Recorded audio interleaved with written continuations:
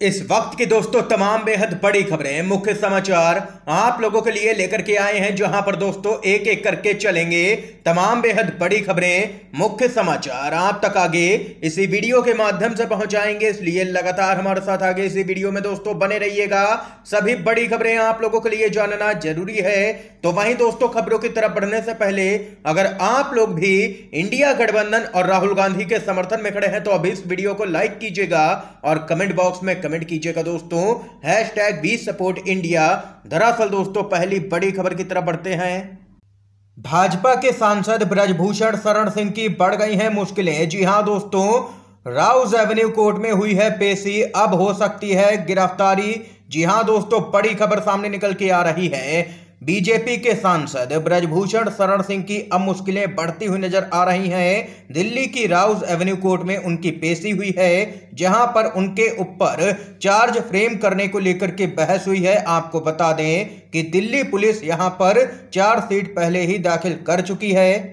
आपको यहां पर बताते चलें कि दिल्ली पुलिस ने अपनी चार्जशीट में साफ तौर पर कहा है कि ब्रजभूषण सिंह यहां पर महिला पहलवानों ने जो आरोप लगाए हैं उस सब में शामिल हैं और उन पर केस चलाया जाना चाहिए।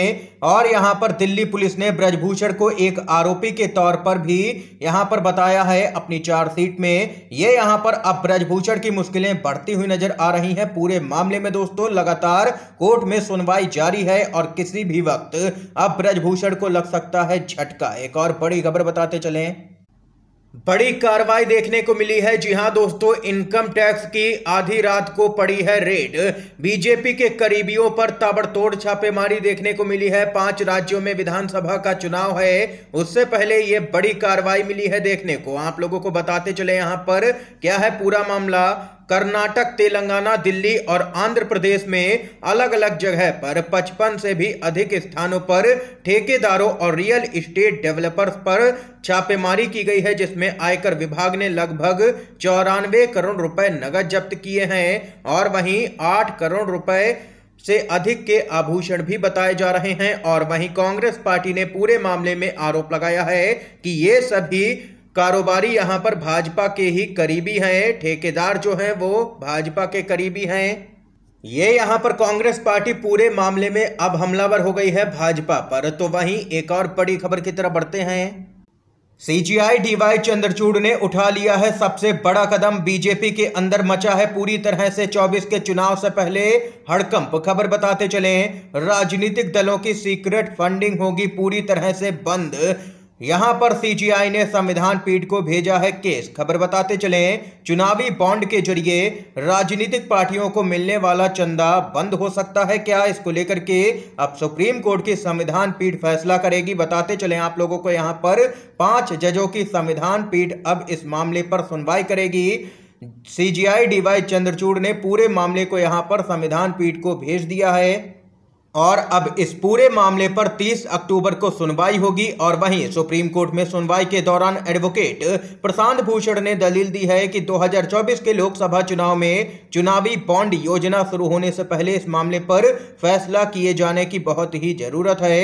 उन्होंने कहा है कि चुनावी बॉन्ड के माध्यम से राजनीतिक दलों को अब तक 12,000 करोड़ रुपए का भुगतान किया गया है। 2/3 राशि एक प्रमुख राजनीतिक दल को गई है। उनका सीधा इशारा भाजपा की तरफ ही था, क्योंकि भाजपा को ही सबसे ज्यादा चुनावी चंदा मिलता है और उसी के दम पर भाजपा सभी चुनाव भी जीतती है। यानी कि अब सीजीआई का डंडा चलना तय है पूरे मामले में। एक और बड़ी खबर बताते चलें, सेना के राजनीतिकरण का प्रयास, राष्ट्रपति द्रौपदी मुर्मू से हस्तक्षेप की मांग की गई है। कांग्रेस के नेता जयराम रमेश का केंद्र की मोदी सरकार पर आरोप। क्या है पूरा मामला, पूरी खबर बताते चलें। सेना के द्वारा सरकारी योजनाओं के प्रचार प्रसार की खबरों के बीच में कांग्रेस के नेता जयराम रमेश ने मोदी सरकार पर जमकर के हमला बोला है। उन्होंने कहा है कि सेना का राजनीतिकरण करने का प्रयास हो रहा है, जो कि बेहद ही खतरनाक कदम है। इसके साथ ही यहां पर बताते चले आप लोगों को, जयराम रमेश ने इसके साथ ही आगे कहा है कि इस पर हमें गर्व है कि हमारी बहादुर सेना कभी भी देश की आंतरिक राजनीति का हिस्सा नहीं बनी, लेकिन मोदी सरकार सेना से राजनीतिक प्रचार कराने का बेहद ही घटिया प्रयास कर रही है। और वहीं जयराम रमेश ने आगे आरोप लगाते हुए कहा कि मोदी सरकार पूरी तरह से विफल रही है। उन्होंने आगे कहा है कि 9.5 साल की सरकार के दौरान महंगाई, बेरोजगारी के साथ में सभी क्षेत्रों में सरकार नाकाम रही है। उन्होंने आरोपों की झड़ी लगाते हुए जयराम रमेश ने जबरदस्त तरीके से मोदी सरकार को घेरा है और वहीं भारतीय सैन्य बलों की सर्वोच्च कमांडर राष्ट्रपति द्रौपदी मुर्मू से उन्होंने कहा है कि हम अनुरोध करते हैं कि वे इस मामले में तुरंत हस्तक्षेप करें। मोदी सरकार को इस गलत कदम को तुरंत वापस लेने का निर्देश दिया जाए। ये यहां पर जयराम रमेश का बड़ा बयान आया है। पूरे मामले पर एक और अपडेट बताते चलें। मिजोरम विधानसभा चुनाव के लिए कांग्रेस पार्टी ने जारी की है उम्मीदवारों की सूची। राहुल गांधी ने शुरू किया है पार्टी के लिए चुनावी प्रचार। कांग्रेस पार्टी ने आगामी मिजोरम विधानसभा चुनाव के लिए अपने 39 उम्मीदवारों की सूची का यहां पर अनावरण किया है। बताते चलें आप लोगों को, यहां पर राहुल गांधी मिजोरम पहुंचे और यहां पर उन्होंने रैली को संबोधित किया है और वहीं राहुल गांधी सड़क पर पैदल चलते हुए भी नजर आए। उनके साथ में यहां पर हजारों की संख्या में लोग भी नजर आए। इस पर एक यूजर का कहना है कि बाकी पार्टियों को रैली के लिए लोग बुलाने पड़ते हैं, वहीं राहुल गांधी पैदल यात्रा करते हैं और रैली अपने आप बन जाती है। जलवा है आजकल तो राहुल गांधी का। और वहीं आप लोगों को बताते चलें, एक अन्य यूजर ने यहां पर ट्वीट करते हुए कहा है कि मिजोरम में भारत जोड़ो यात्रा जारी है, मोहब्बत की दुकान अब मिजोरम में भी खुल रही है। एक अन्य यूजर ने यहां पर कहा है कि मिजोरम में मोहब्बत की दुकान, भारत जोड़ो यात्रा जारी है, बंदे में दम है और सभी को साथ लेकर के चलने की कला। सोचो अगर ये बंदा देश का प्रधानमंत्री बन गया तो इंडिया आसमान को छुएगा। ये यहाँ पर पूरी खबर है दोस्तों। राहुल गांधी जबरदस्त तरीके से ट्रेंड हुए हैं। अगर आप लोग भी मानते हैं कि राहुल गांधी को अगला पीएम बनना चाहिए तो अभी इस वीडियो को लाइक कीजिएगा। अगली अपडेट बताते चलें। चुनाव आयोग ने उठा लिया है बड़ा कदम। 5 चुनावी राज्यों के लोगों के लिए चुनाव आयोग का कड़ा फरमान, उल्लंघन करने पर कानूनी कार्रवाई झेलेंगे।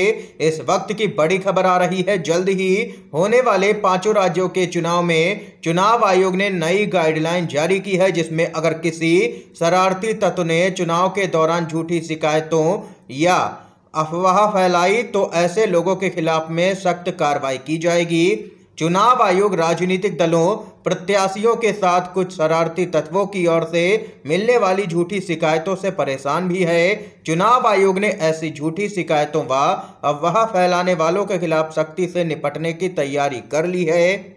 चुनाव आयोग ने सख्त लहजे में यहां पर दो टूक कह दिया है कि अगर कोई भी नेता झूठा मुकदमा किसी पर भी कराता है या किसी मामले को गलत तरीके से पेश करता है या फिर अफवाह फैलाता है तो उस पर सख्त से सख्त कार्रवाई की जाएगी। ये यहाँ पर आचार संहिता के बीच में चुनाव आयोग ने नया फरमान जारी किया है, जिसके बाद नेताओं के अंदर हड़कंप सा मचा हुआ है। कांग्रेस पार्टी लगातार भाजपा पर आरोप लगा रही है कि वो लगातार यहाँ पर झूठ फैला रही है सोशल मीडिया पर, और इसकी शिकायतें भी कांग्रेस पार्टी कर रही है लगातार चुनाव आयोग में। एक और बड़ी खबर आ रही है।